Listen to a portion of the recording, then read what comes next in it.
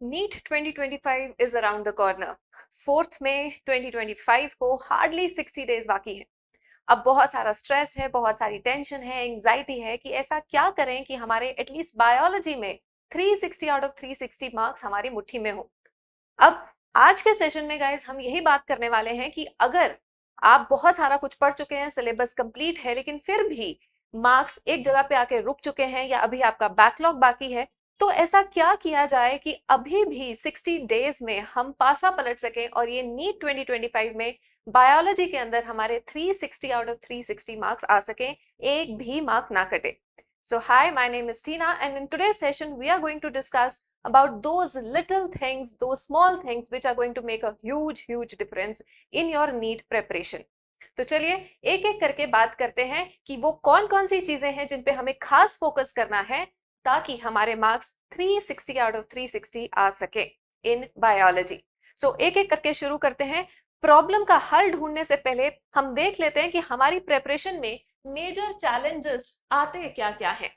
सो ये है हमारे कुछ एक चैलेंजेस। कुछ एक बच्चे होंगे जिनका की बैकलॉग बाकी है, जो अपना सिलेबस कंप्लीट भी कर चुके हैं, उनको अब लग रहा है कि अब क्या क्या पढ़ें, कौन से क्वेश्चन सॉल्व करें, कब मॉक टेस्ट देने हैं। टेस्ट एनालिसिस जो कि बहुत इंपॉर्टेंट पार्ट प्ले करता है हमारी किसी भी प्रेपरेशन में। फाइनल नोट्स हमारे कौन से होंगे और एनसीईआरटी कितनी बार पढ़नी है। ये बहुत सारे सवाल हैं जो आपके भी मन में चल रहे होंगे।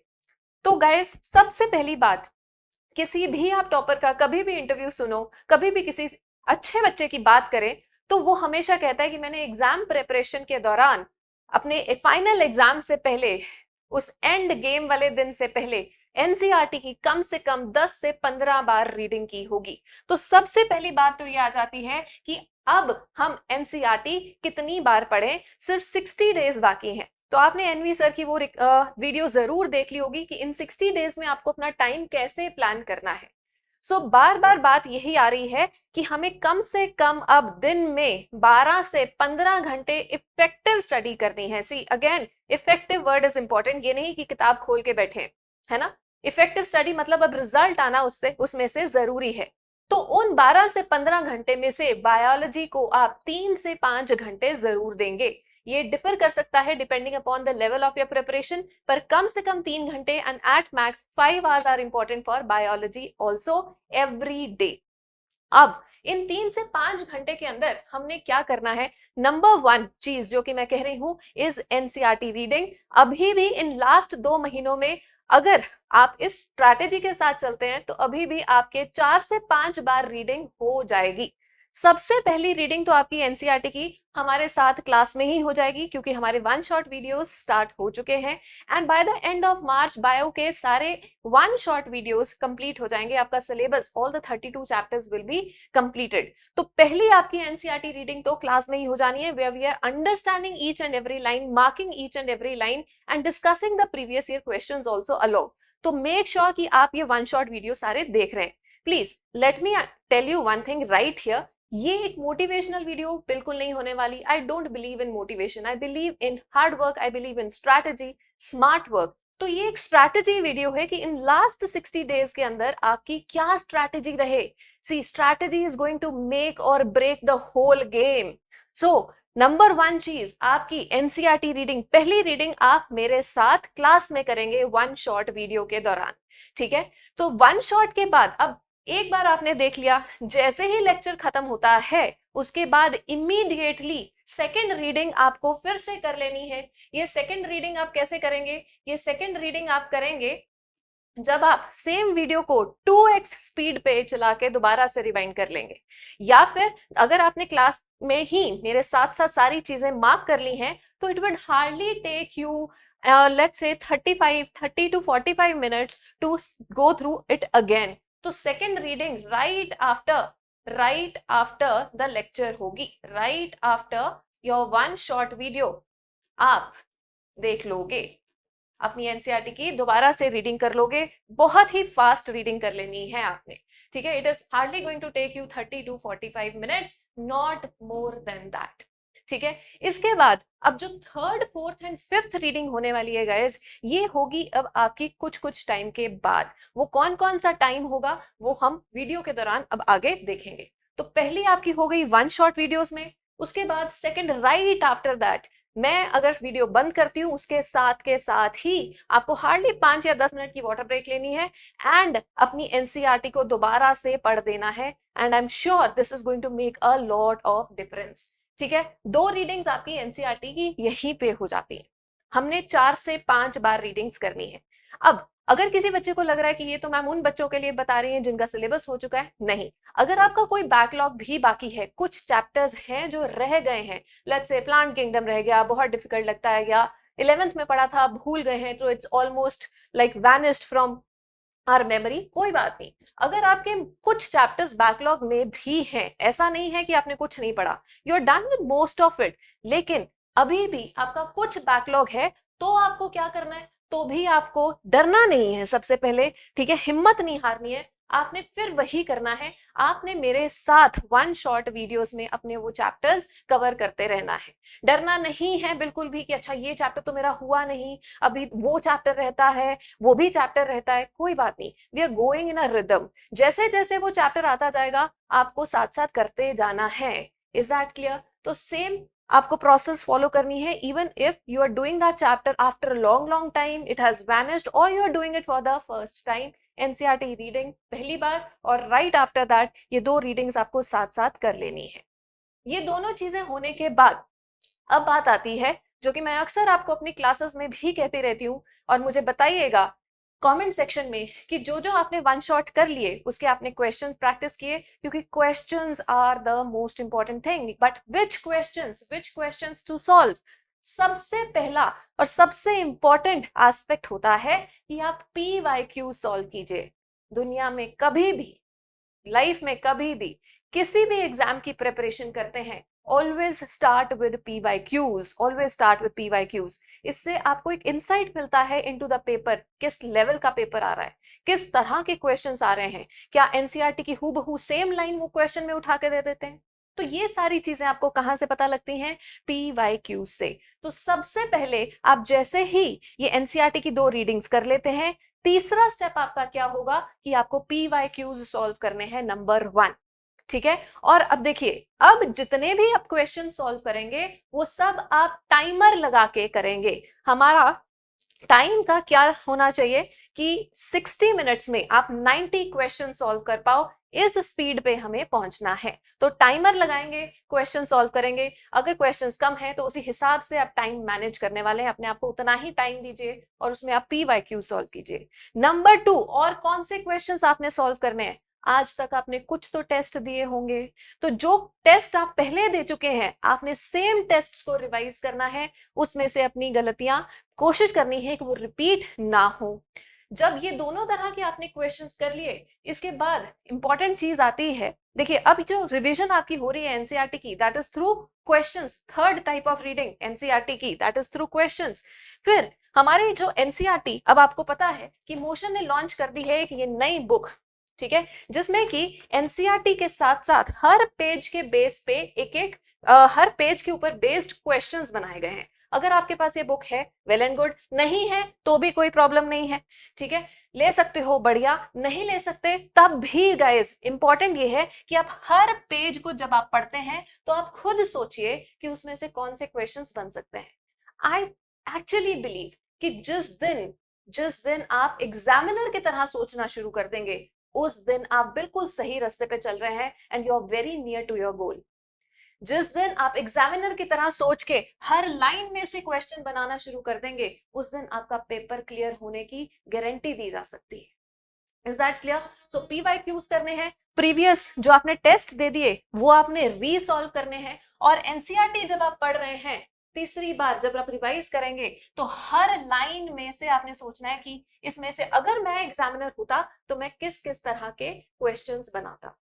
तीसरी आपकी एनसीईआरटी रीडिंग हो गई और थ्रू क्वेश्चंस हो गई, और ये क्वेश्चंस आपने टाइमर लगा के ही करने हैं। Is that clear? अब इसके अलावा और आप क्या करने वाले हैं? इसके अलावा जो आपने करना है वो है, अब टेस्ट देने के बाद, यानी कि जब आपने PYQ सॉल्व किए, जब आपने प्रीवियस टेस्ट सॉल्व किए, जब आपने एनसीईआरटी बेस्ड कोई बुक ली हुई है तो उसमें से वो एनसीईआरटी बेस्ड क्वेश्चन सॉल्व किए, तो आपने करना है analysis. Very very important aspect.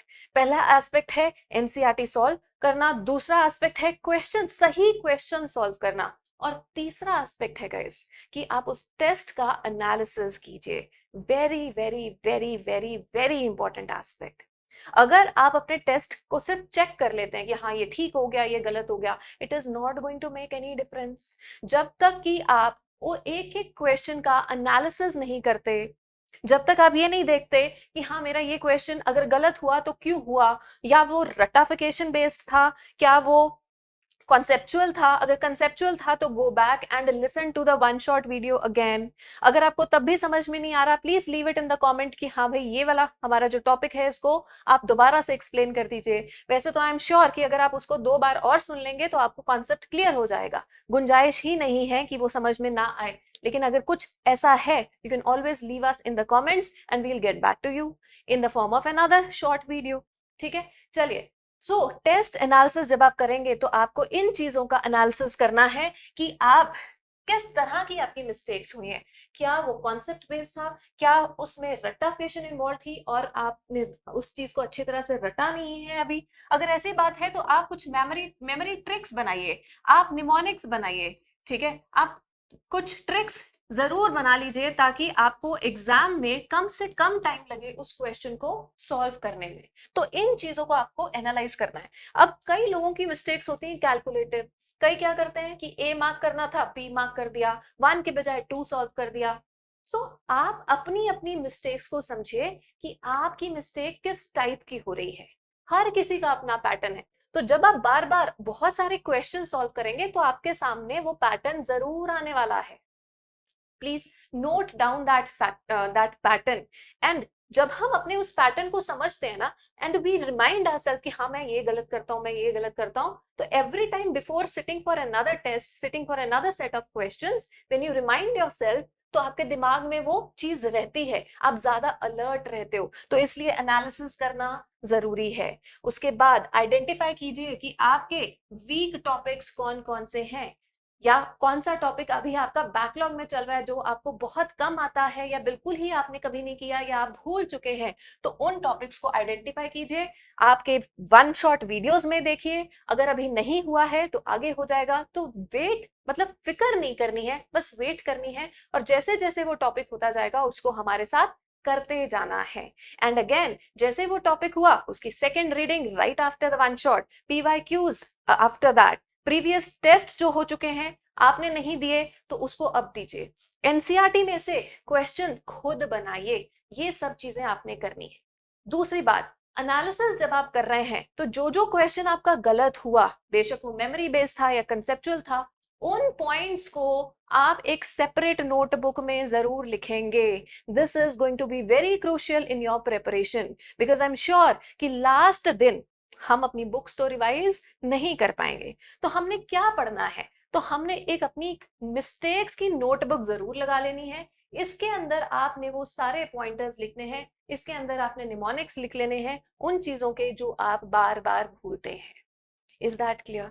ठीक है, तो ये चीजें आपने जरूर करनी है। मुझे कमेंट सेक्शन में जरूर बताएंगे कि किस किस ने ये मिस्टेक्स वाली नोटबुक बनाई है, और अगर नहीं बनाई तो अभी भी देर नहीं हुई है गाइस। इन लास्ट डेज में बेस्ट नोट्स बनने वाले हैं, तुम्हारे फाइनल नोट्स अब बनने वाले हैं। तो बेशक वो वन शॉट वीडियोस तुम देख रहे हो, लेकिन जब टेस्ट करोगे तो उसमें से जो आपकी मिस्टेक्स हो रही हैं, जिन टॉपिक्स को आप बार बार गलत कर रहे हो, उन पॉइंट्स को यहाँ पे जरूर लिख लोगे। जितनी बार टेस्ट दोगे उतनी बार अपने मिस्टेक नोटबुक में नोट डाउन करोगे। Is that point clear? ठीक है, अब ये भी आप हमने कर लिया।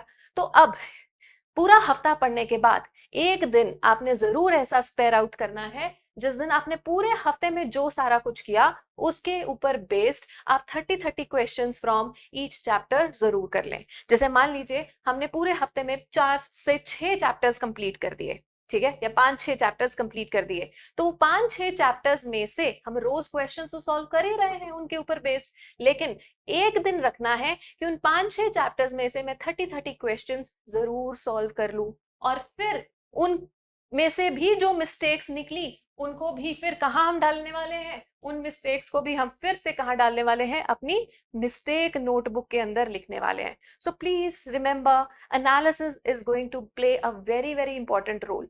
हो सकता है कि एनालिसिस थोड़ा ज्यादा टाइम ले जाए, नॉट टू वरी, बट ये एनालिसिस ही है जो आपके मार्क्स को और ऊपर लेके जाएगा।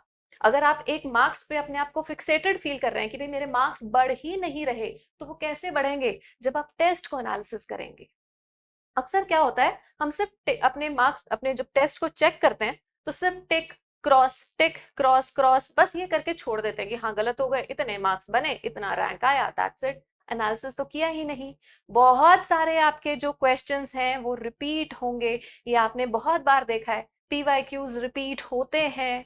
तो अगर एनालिसिस ही नहीं करोगे, if you let them go like that, तो वो मिस्टेक्स दोहराई जाएंगी। तो ऐसा ना हो, इसलिए आप हैशटैग कीजिए एनसीईआरटी में।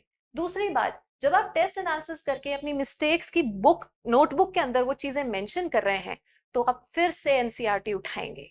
अब आपकी चौथी रिवीजन होने वाली है एनसीईआरटी की। जो मिस्टेक्स आपने नोटबुक में लिखी हैं, वही टॉपिक जो आपका गलत हुआ है, आप एनसीईआरटी खोलिए, उसको दोबारा से पढ़िए एक बार से। आप जितनी बार अगली बार एनसीईआरटी पढ़ेंगे, आपको पिछली बार से कम टाइम लगने वाला है। So every next reading of NCERT is going to be faster, it's going to be quicker, going to take lesser time.